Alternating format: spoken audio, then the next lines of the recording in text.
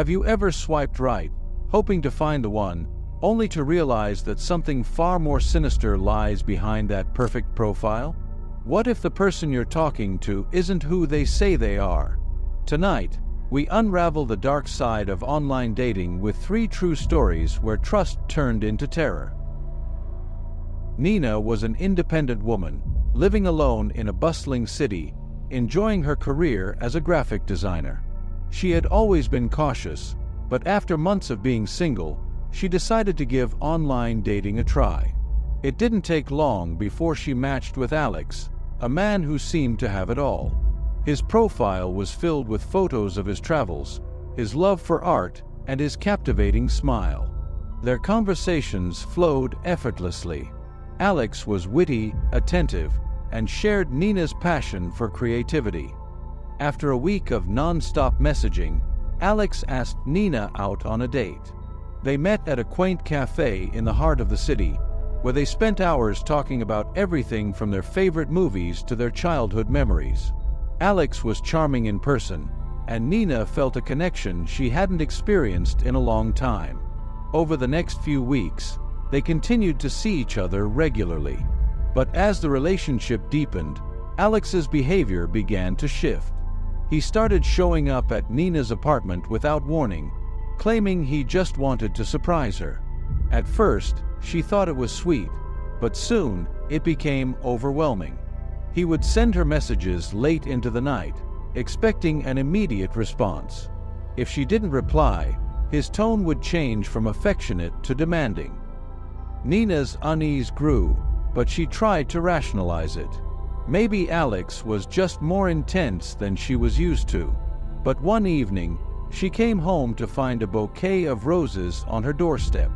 There was no card, just a single handwritten note that read, "You can't hide from me, Lena." She froze. How did Alex know where she lived? She had never told him her address. Panicking, Lena called Alex, but he didn't answer. She blocked his number, deleted her online dating profile, and hoped that would be the end of it.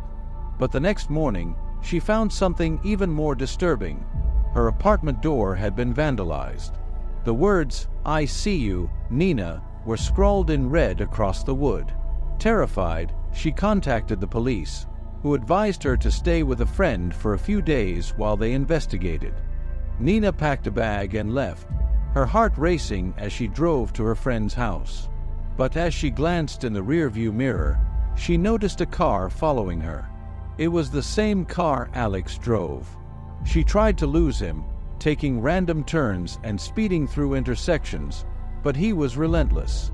Eventually, she managed to shake him off and drove straight to the nearest police station. The officers took her statement and assured her they would handle it.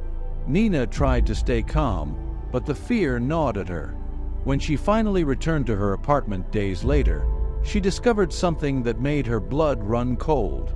Hidden in her living room was a small camera, pointed directly at her bed. The police later confirmed that Alex had been stalking her for weeks, watching her every move through the camera. It turned out that Alex wasn't even his real name. He had created a fake identity online to lure women in, only to terrorize them later. Lena moved to a new city, changed her phone number, and deleted all her social media accounts. She thought she was finally safe, but the trauma of that experience still haunts her. Every time she hears a knock at the door or sees a car following her, she can't help but wonder, has he found her again?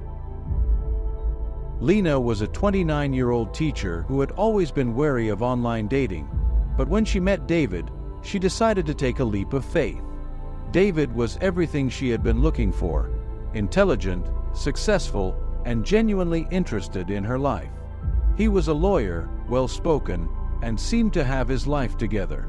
They started talking online, and their connection was instant. They shared stories, laughed over silly jokes, and slowly, Lena felt her walls come down. For weeks, they chatted every day, and it wasn't long before David suggested they meet in person. Lena was hesitant, but David was persistent. He suggested a weekend getaway to a secluded bed and breakfast in the countryside, a place where they could really get to know each other without the distractions of the city. Despite her initial reservations, Lena agreed. David's charm and confidence had won her over. The drive to the bed and breakfast was picturesque, with rolling hills and dense forests. They arrived just before sunset, and the place was even more beautiful than Lena had imagined. The first evening was perfect. They enjoyed a candlelit dinner, took a walk under the stars, and ended the night by the fireplace, talking until the early hours of the morning. But when Lena woke up the next day, David was gone. His side of the bed was cold, and there was no sign of him anywhere in the room. Lena's first thought was that he had gone out for a morning run, but as the hours passed and there was still no sign of him, she began to worry. She tried calling his phone, but it went straight to voicemail. Panic set in as she searched the entire property, but David was nowhere to be found. Lena's mind raced with possibilities. Had he left her? Had something happened to him?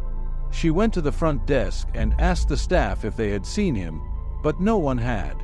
Desperate, she went back to the room and searched through David's belongings, hoping to find some clue as to where he might have gone. That's when she found it, a note tucked under his pillow, written in his handwriting, "You should have listened." Lena's blood ran cold. What did that mean? She frantically tried to remember anything David had said that could make sense of the note, but nothing came to mind. Terrified, she packed her bags and left the bed and breakfast, driving back to the city as fast as she could. When she got home, she tried to find David online, but his profile was gone.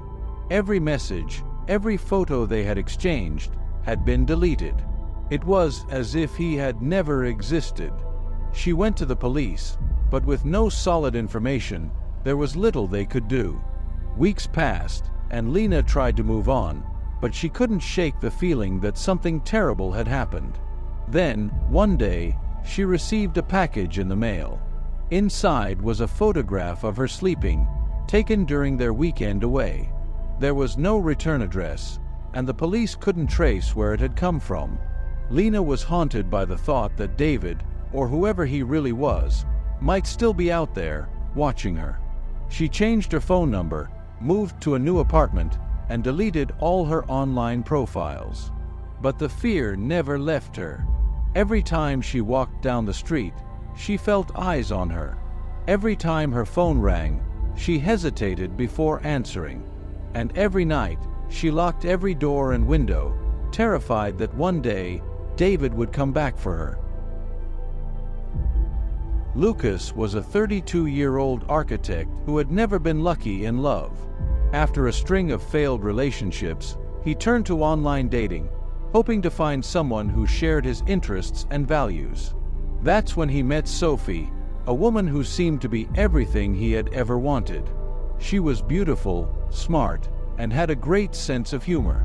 They clicked instantly, and their conversations quickly moved from the app to late-night phone calls and video chats. After a few weeks of talking, Lucas asked Sophie out on a date. They met at a trendy restaurant in the city, and from the moment she walked in, Lucas was smitten. Sophie was even more captivating in person. Her smile, her laugh, the way she made him feel like he was the only person in the room. The date went perfectly, and by the end of the night, Lucas was certain he had found someone special. They began dating regularly, and things seemed to be going well.